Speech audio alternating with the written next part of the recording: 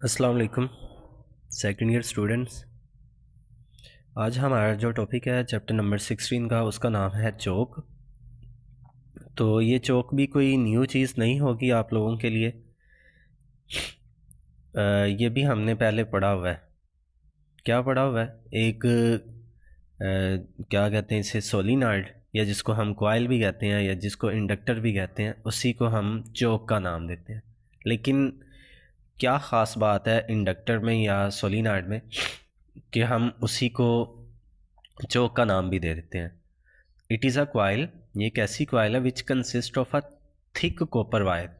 जो दूसरी हम सोलिनॉइड वगैरह में या इंडक्टर में वायर्स इस्तेमाल करते हैं, उनकी थिकनेस कोई इतनी ज़्यादा नहीं होती। लेकिन जो चौक में हम वायर की एक सिलेंडर के ऊपर वाउंडिंग करते हैं, इसकी थिकनेस बहुत ज़्यादा होती है। तो ये एक थिक कॉपर वायर होती है, wound closely in a large number of turns over a soft laminated core. एक सॉफ्ट कोर होती है जो कि लैमिनेटेड होती है, मींस उसके ऊपर इंसुलेटिंग मटेरियल चढ़ा होता है।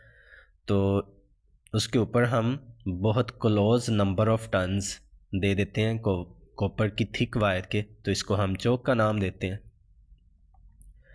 कॉपर थिक वायर क्यों रखी जाती है? टू मेक रेजिस्टेंस वेरी लो।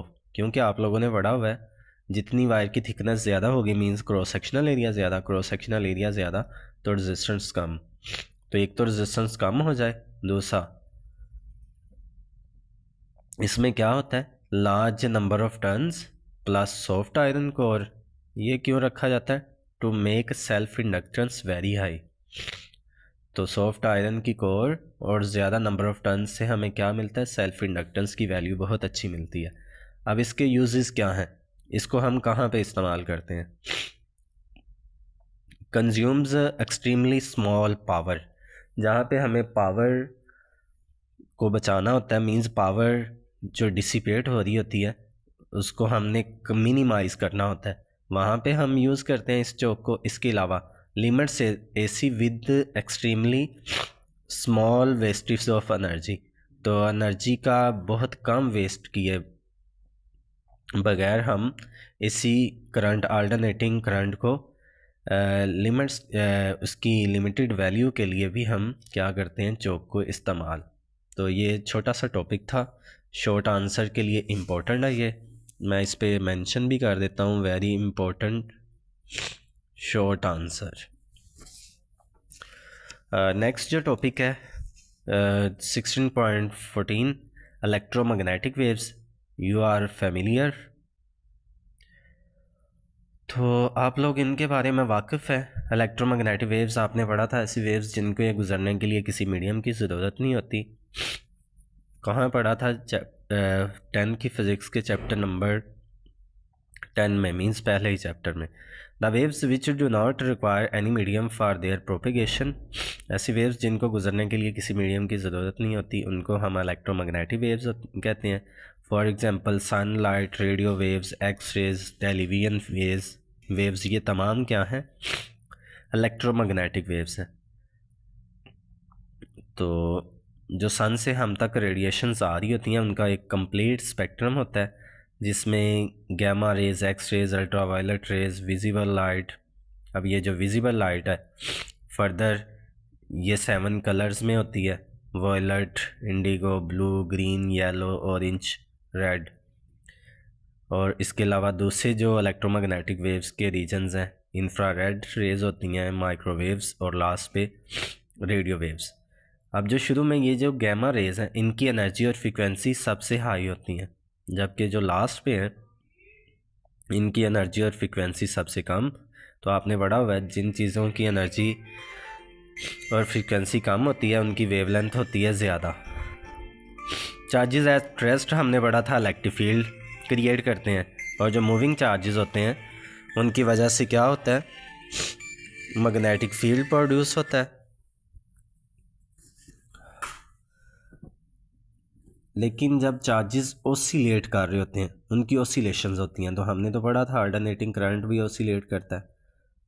तो जब जब ओसिलेशन से क्या होता है, चेंज इन इलेक्ट्रिक फील्ड होता है, उसकी वजह से प्रोड्यूस हो जाता है मैग्नेटिक फील्ड। और जब चेंज इन मैग्नेटिक फील्ड होगा उसकी वजह से इलेक्ट्रिक फील्ड होगा। हम सिंपल वर्ड्स में बात करें तो जो इलेक्ट्रिक फील्ड और मैग्नेटिक फील्ड है, इन दोनों का चोली दामन का साथ होता है। मींस ये एक दूसरे से जुदा नहीं हो सकते, ये एक दूसरे के साथ साथ चलते हैं। चेंज इन इलेक्ट्रिक फील्ड की वजह से change in magnetic field produce होता है, और चेंज इन मैग्नेटिक फील्ड से चेंज इन इलेक्ट्रिक फील्ड।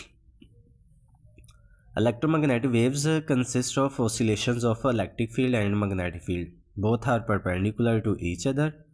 तो यहाँ पे मैंने 3 डायमेंशनल कोऑर्डिनेट सिस्टम कंसीडर किया, एक्स एक्सिस, वाई एक्सिस और तीसरा जेड एक्सिस।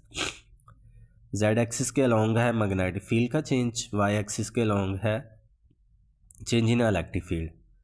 तो जब जब इन दोनों में चेंज आएगा, इनके चेंज आने से क्या होगा, इलेक्ट्रोमैग्नेटिक वेव्स प्रोड्यूस होंगी। तो ये जो इलेक्ट्रोमैग्नेटिक वेव्स हैं, ये इलेक्ट्रिक फील्ड, मैग्नेटिक फील्ड, वो तो ऑलरेडी परपेंडिकुलर होते हैं, जबकि जो प्रोड्यूस होने वाली इलेक्ट्रोमैग्नेटिक वेव्स हैं, इन दोनों के चेंज से वो भी इनके परपेंडिकुलर होती हैं। तो उनके लिए फिर एक तीसरा एक्सिस चाहिए होता है, which is along X axis.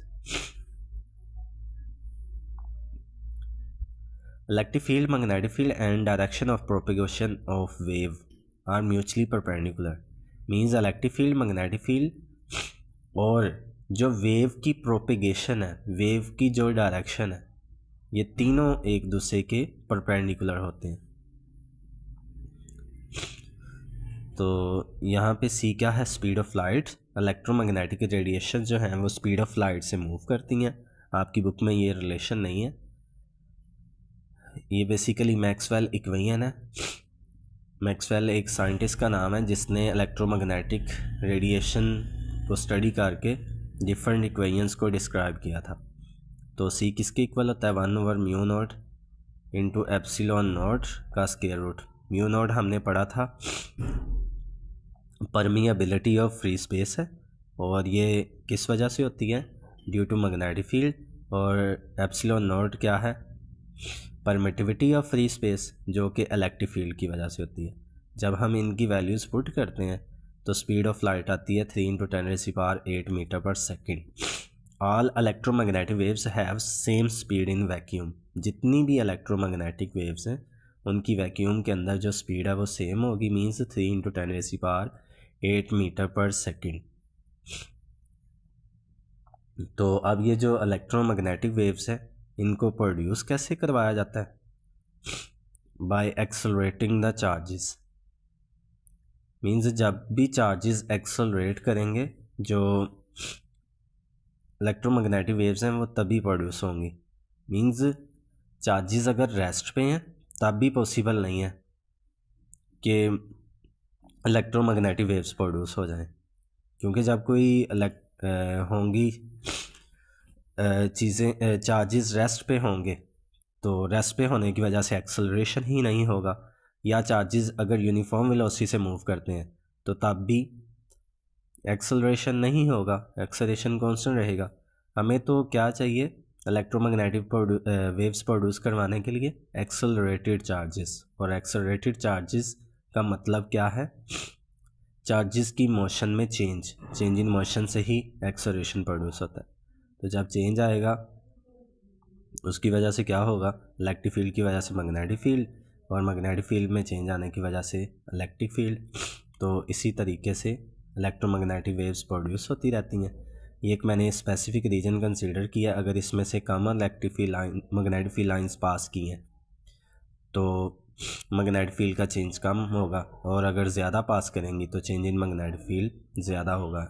It means हमें क्या करना होता है, फिर कंटिन्यूसली जिन रीजन से इलेक्ट्रिक और मैग्नेटिक वेव्स पास कर रही होती हैं इनकी तादाद को वेरी करना होता है, ताकि क्या हो, चार्जेस एक्सेलरेटेड रहें और हमें इन दोनों के चेंज की वजह से कंटिन्यूसली मैग्नेटिक इलेक्ट्रोमैग्नेटिक वेव्स मिल सकें।